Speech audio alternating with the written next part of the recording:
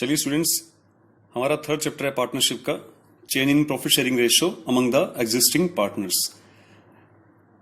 लेकिन ये third chapter शुरू करने से पहले, इसमें एंटर होने से पहले हमें एक टॉपिक समझना बहुत जरूरी है। वो टॉपिक ना केवल इस चैप्टर में काम आएगा बल्कि पार्टनरशिप के जो रिमेनिंग चैप्टर्स हैं सभी में वो काम आएगा। तो आइए पहले वो टॉपिक समझ लें। टॉपिक का नाम है reconstitution of a partnership firm. सबसे पहले इसकी मीनिंग की बात हम करेंगे कि what is the meaning of reconstitution of a partnership firm. देखिए मीनिंग, देखिए इसका। Reconstitution means the end of old agreement and the beginning of new one. Sometimes what happen, the partners are agree to change their ratios, their old ratios. कई बार क्या होता है कि partnership में कुछ ऐसे सर्कमस्टांसेस आ जाते हैं कि पार्टनर्स ये चाहते हैं कि हम अपने रेशियोज में कुछ बदलाव लाएं, कुछ चेंजेस लाएं, कुछ एग्रीमेंट में चेंज लाएं। ठीक है, पार्टनरशिप बेसिकली एक म्यूचुअल एग्रीमेंट है अमंग द पार्टनर्स। सो जब भी ऐसा होता है कि they want to change their ratios, in that case it is called that the firm is reconstitute, right.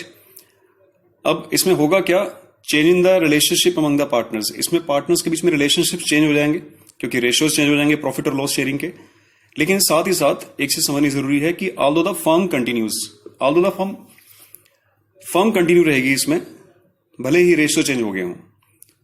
इससे आगे चल के एक चैप्टर आता है पार्टनरशिप का, last chapter, dissolution of partnership firm. तो यहां पे वो चैप्टर है पार्टनरशिप का डिसोल्यूशन, फर्म का डिसोल्यूशन। यहां पे सिर्फ पार्टनरशिप डिसॉल्व हो रही है लेकिन फर्म कंटिन्यू है, फर्म डिसॉल्व नहीं हो रही है ना, ये डिफरेंस रहेगा यहां पे। तो चलिए उन सर्कमस्टांसेस की बात हम करते हैं। ऐसे कौन कौन से अवसर हैं, मौके हैं जब ऐसा होता है कि फर्म का रिकॉन्स्टिट्यूशन हो जाता है पार्टनरशिप फर्म का। पहला ऐसा मौका आएगा when the change in profit sharing ratio among the existing partners, जो भी हमारा चैप्टर का भी नाम है, change in profit sharing ratio among the existing partners. इस टॉपिक को समझिए क्या होगा इस चैप्टर के अंदर। देखिए सपोज कीजिए A and B are two partners, their ratio will be 3:2। A और B दो पार्टनर्स हैं, उनका रेशियो 3:2 है जो अब तक चल रहा था। But later on they will decide to change their ratio 1:1। बाद में कुछ समय के बाद उन्होंने क्या किया, they will decide to change their ratio. अब जैसे ही रेशियो में चेंज आएगा then we can say the firm is reconstitute, firm का रिकॉन्स्टिट्यूशन हो जाएगा।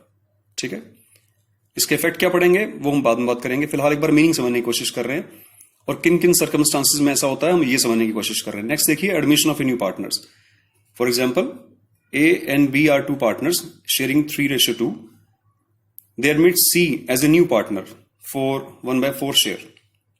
इन्होंने C को एडमिट कर लिया नए पार्टनर के रूप में 1/4 शेयर के लिए, राइट। अब सपोज कीजिए कि इसके बाद इनके रेशियो डेफिनेटली चेंज हो जाएगा, डेफिनेटली इनका रेशियो चेंज हो जाएगा। मैं एक एग्जाम्पलरी बात कर रहा हूं कि इनका रेशियो मान लीजिए 2:1:1 हो गया आफ्टर द एडमिशन ऑफ सी।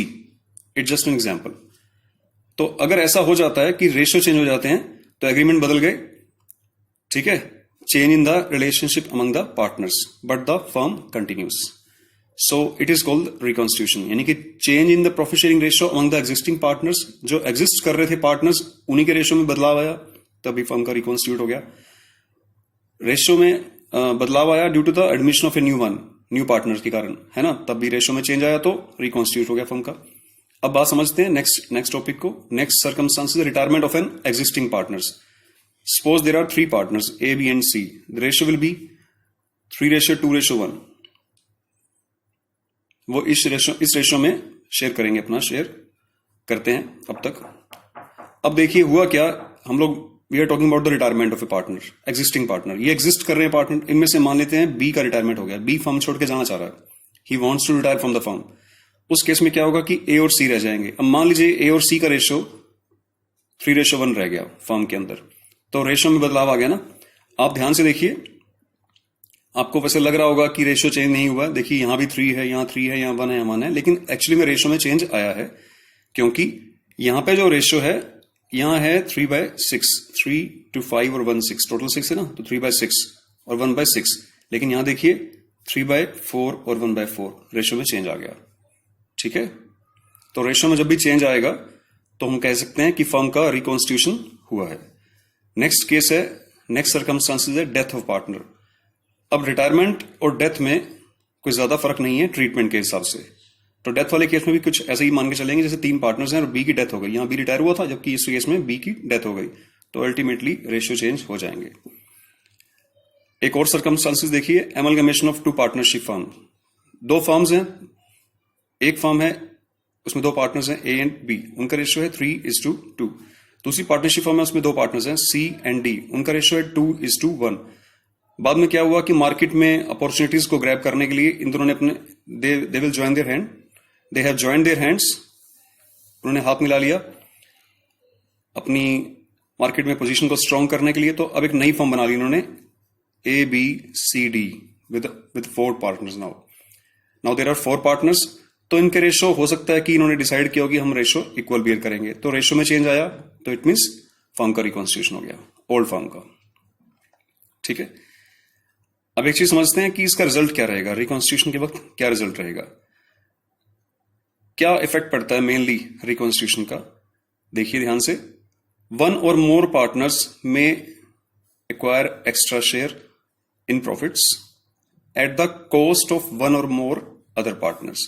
होगा क्या इस पूरे सर्कमस्टांसेस के दौरान, जब भी फर्म का जब फर्म का रिकॉन्स्टिट्यूशन होगा, चाहे वो सर्कमस्टांसेस कोई भी रहा हो, चाहे एग्जिस्टिंग पार्टनर्स रेशो बदल रहे हो, चाहे वो नए पर्सन को एडमिट कर रहे हो, चाहे एक पर्सन छोड़ के जा रहा हो, किसी पर्सन की डेथ हुई हो या amalgamation, what ever the case में भी, इसका इफेक्ट ये पड़ेगा, डेफिनेटली पड़ेगा कि कोई एक या एक से ज्यादा पार्टनर्स का शेयर इंक्रीज हो जाएगा और किसी दूसरे पार्टनर्स का शेयर डाउन हो जाएगा, कम हो जाएगा उससे।